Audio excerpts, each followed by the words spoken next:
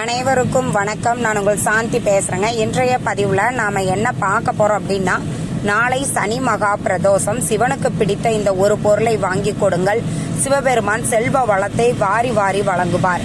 அப்படி சிவபெருமானுக்கு பிடித்த அந்த பொருள் என்ன, இந்த சனி மகா பிரதோஷத்தன்று சிவனை நாம எப்படி வழிபாடுகள் செய்யணும் அப்படிங்கிறத பத்தி தான் இந்த பதிவுல நாம தெளிவாக பார்க்க போறோம். இப்போ பார்த்தீங்கன்னா, நம்மளுக்கு இந்த வருடத்தின் கடைசி சனி மகா பிரதோஷமாக வருகிறது. ரொம்ப ரொம்ப விசேஷமானது இந்த சனி மகா பிரதோஷம்.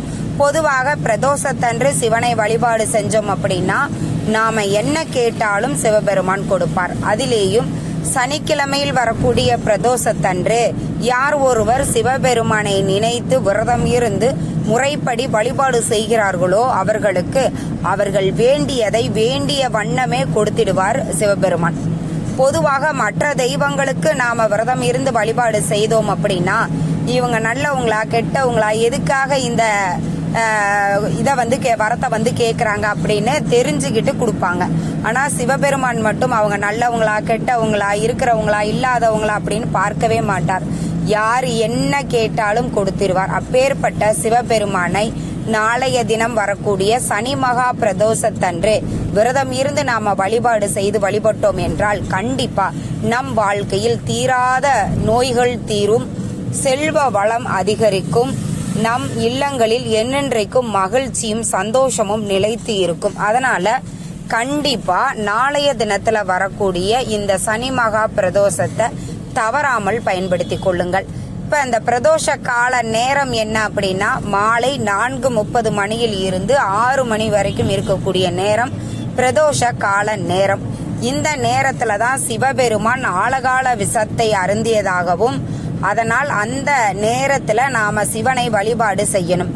இப்போ அந்த நேரத்துல நம்ம சிவனை எப்படி வழிபாடு செய்யணும், சில சூட்சமங்கள் இருக்கிறது.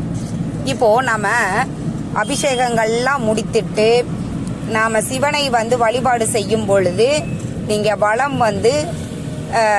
நந்தியின் 2 கொம்புகளுக்கு இடையே சிவலிங்கத்தை நாம தரிசனம் செய்ய வேண்டும்.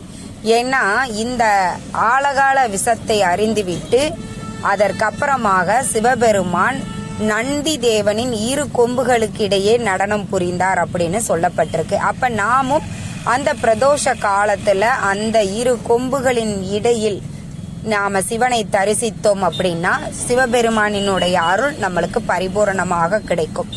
அப்ப அந்த நடனத்தையும் சிவனையும் காண்பதற்காக 33 தேவர்களும் ரிஷிகளும் முனிவர்களும் தவம் கிடப்பார்களாம். அப்ப அந்த நேரத்துல நம்ம சிவனை வழிபாடு செஞ்சோம் அப்படின்னா நம்மளுக்கு சிவபெருமானினுடைய அருளோடு சேர்த்து அனைத்து தெய்வங்களினுடைய அருளும் நம்மளுக்கு கிடைக்கும். அதே மாதிரி இப்பேற்பட்ட புனிதமான சனி மகா பிரதோஷத்துல நாம் அபிஷேகத்திற்கு கண்டிப்பா நம்மளால முடிந்த பொருட்களை வாங்கி கொடுக்க வேண்டும். அப்படி நாம வாங்கி கொடுக்கக்கூடிய பொருட்கள்ல கட்டாயம் இந்த ஒரு பொருள் நீங்க வாங்கி கொடுக்க வேண்டும். இப்போ நம்ம வாங்கி கொடுக்க ஒவ்வொரு பொருட்களுக்குமே ஒவ்வொரு சிறப்புகள் இருக்குது. அதே மாதிரி இந்த திருநீர் நீங்க வாங்கி கொடுக்குறீங்க சிவபெருமானுக்கு அபிஷேகத்திற்கு அப்படின்னா கட்டாயம் உங்க வீட்டில் தீராத நோய்கள் தீரும், சந்தோஷம் மகிழ்ச்சி செல்வ வளங்கள் அதிகரிக்கும். அதனால தான் இந்த திருநீரை நான் வாங்கி கொடுக்க சொல்றேன். அதே மாதிரி பார்த்தீங்கன்னா இது சிவனுக்கு ரொம்பவே பிடித்த ஒரு பொருள். சிவபெருமான் பார்த்தீங்கன்னா பெரிதாக ஆடை ஆபரணங்கள் அணிந்திருக்க மாட்டார். ருத்ராட்சமும் சாம்பலையும் மட்டுமே அவர் பூசி இருப்பார். அப்படி உடல் முழுவதும் பூசி கொண்டிருக்கக்கூடிய இந்த திருநீரை நாளைய தினம் சிவபெருமானுக்கு நம்ம வாங்கி கொடுத்தோம் அப்படின்னா சிவபெருமானினுடைய அருளும் நம்மளுக்கு பரிபூரணமாக கிடைக்கும். இந்த திருநீருக்கு ரொம்ப சிறப்புகள் உண்டு. எல்லா கோவில்கள்லையும் நம்ம திருநீர் வாங்கினாலும் சிவபெருமான் கிட்ட வாங்கி கொண்டிருக்கக்கூடிய அந்த திருநீரை நம்ம கண்ணாடி பார்த்து வைக்கக்கூடாது, சிவனுக்கு முன் நின்று நம்ம வைக்கக்கூடாது. தலை குனிந்து நம்ம நெற்றியில இடக்கூடிய இந்த திருநீரை நீங்க வாங்கி கொடுங்க. உங்க வீட்டிற்கு அருகில் இருக்கக்கூடிய சிவ ஆலயங்களுக்கு உங்களால முடிந்த திருநீர் 1/2 கிலோ 1 கிலோ அப்படின்னு நீங்க வாங்கி கொடுக்கலாம். இல்லம்மா எங்களுக்கு இன்னுமே நல்ல வசதிகள் இருக்குது, நாங்க வேறு ஏதாவது பொருட்கள் கூட சேர்த்து வாங்கி கொடுக்கலாமா அப்படின்னா கட்டாயம் வாங்கி கொடுக்கலாம். பால் வாங்கி கொடுக்கலாம், தயிர் வாங்கி கொடுக்கலாம், தேன் வாங்கி கொடுக்கலாம். அதே மாதிரி பார்த்தீங்கன்னா வில்வ இலைகள் உங்களுக்கு இருக்குது அப்படின்னா, உங்கள் வீட்டுக்கு பக்கத்தில் மரம் இருக்குது அப்படின்னா கண்டிப்பாக வில்வ இலைகள் பறித்து கொண்டு போய் நீங்கள் அதில் சிவபெருமானை அர்ச்சனை செய்யும் பொழுது கண்டிப்பாக சிவபெருமானினுடைய அருள் நம்மளுக்கு கிடைக்கும். எக்காரணத்தை கொண்டும் நாளைய தினம் துளசி இலைகளை நாம் பயன்படுத்தக்கூடாது. நீங்கள் துளசி இலைகளை சிவனுக்கு வச்சிங்க அப்படின்னா கண்டிப்பாக அது பாவத்தை தான் நம்ம கிட்ட கொண்டு சேர்க்கும். அதனால அதை ஞாபகத்தில் வச்சுக்கோங்க. வில்வ இலைகளை மட்டும்தான் நாம சிவபெருமானுக்கு வைக்க வேண்டும். துளசி இலைகளை நாம வைக்க கூடாது.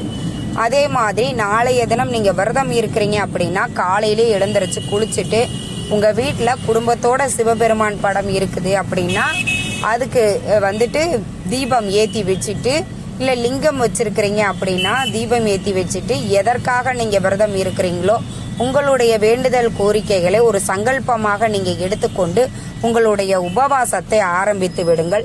மாலை நேரத்தில் அந்த பிரதோஷ காலத்தில் உங்க வீட்டிற்கு அருகில் இருக்கக்கூடிய சிவ ஆலயங்களுக்கு சென்று இப்போ நான் சொல்லியிருக்கக்கூடிய பொருட்களை நீங்க வாங்கி கொடுங்க. எதுவுமே வசதி இல்லை அப்படிங்கிறவங்க ஒரு 1/2 கிலோ திருநீர் பாக்கெட் வாங்கி கொடுங்க போதும். அதற்கு அபிஷேகத்திற்கும் அவங்க பயன்படுத்திப்பாங்க. வரக்கூடிய பக்தர்களுக்கு அதை பிரசாதமாகவும் கொடுப்பாங்க. இதுல 2ல் எது செஞ்சாலும் உங்களுக்கு கோடி புண்ணியங்கள் சேரும். அதனால கட்டாயம் நாளைய தினம் ஒரு 1/2 கிலோவாவது திருநீர் பாக்கெட்டு வாங்கி கொடுங்க. அற்புதமான பலன்களை உங்களுக்கு வாரி வாரி கொடுப்பார் சிவபெருமான். இந்த வருடத்தின் கடைசி சனி மகா பிரதோஷம் அப்படிங்கிறத எல்லாருமே ஞாபகம் வச்சுக்கோங்க. நம்ம அடுத்து வரக்கூடிய பிரதோஷம் 2025 தான் நம்மளுக்கு வரும். அதனால நம்மளுக்கு இந்த வருடத்தின் கடைசி சனி மகா பிரதோஷமாக அமைவது அப்படிங்கிறது ரொம்ப ரொம்ப ரொம்ப சிறப்பு வாய்ந்தது. கண்டிப்பாக வாய்ப்பு இருக்கிற அனைவருமே தவறாமல் பயன்படுத்தி கொள்ளுங்கள். இந்த தகவல் உங்களுக்கு ரொம்பவுமே பயனுள்ளதாக இருந்திருக்கும்னு நினைக்கிறேன். வீடியோ பிடிச்சிருந்தா லைக் பண்ணுங்க, ஷேர் பண்ணுங்க, கமெண்ட் பண்ணுங்க. இந்த பதிவை உங்களுடைய உற்றார் உறவினர்கள் நண்பர்களுக்கும் ஷேர் பண்ணுங்க. அவங்களும் பார்த்து பயன்பெறட்டும். நன்றி, வணக்கம்.